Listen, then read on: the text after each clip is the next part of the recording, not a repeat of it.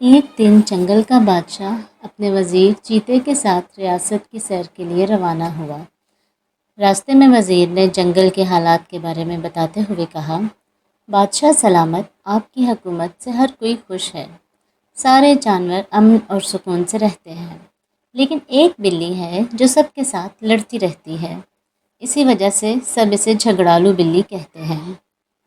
شیر: ہم کسی کو بھی اپنے جنگل میں فساد پھیلانے کی اجازت نہیں دے سکتے، اسے ضرور سبق سکھائیں گے۔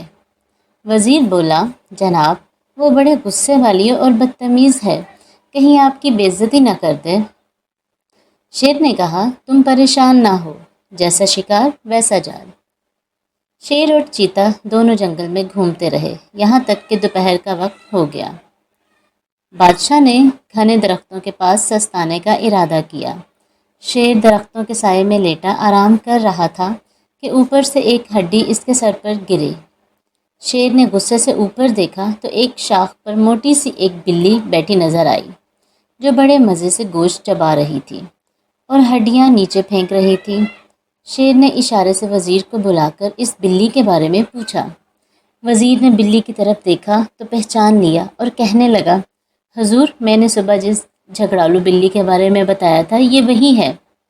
شیر نے وزیر سے کہا، بلی کو ہمارے سامنے پیش کرو۔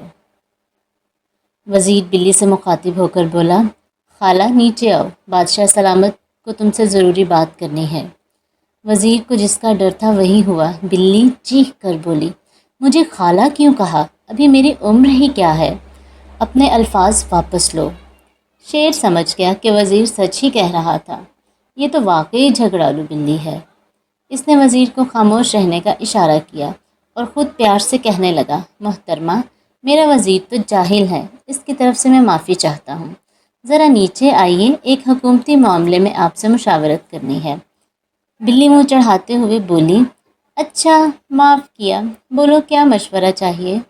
شیر نے بڑے پیار سے کہا، تم ایک لائق فائق بلی ہو، پورے جنگل میں تمہاری سمجھداری اور دانش مندی کے چرچے ہیں، لہٰذا میں چاہتا ہوں کہ تمہیں اپنا وزیر بنا لوں۔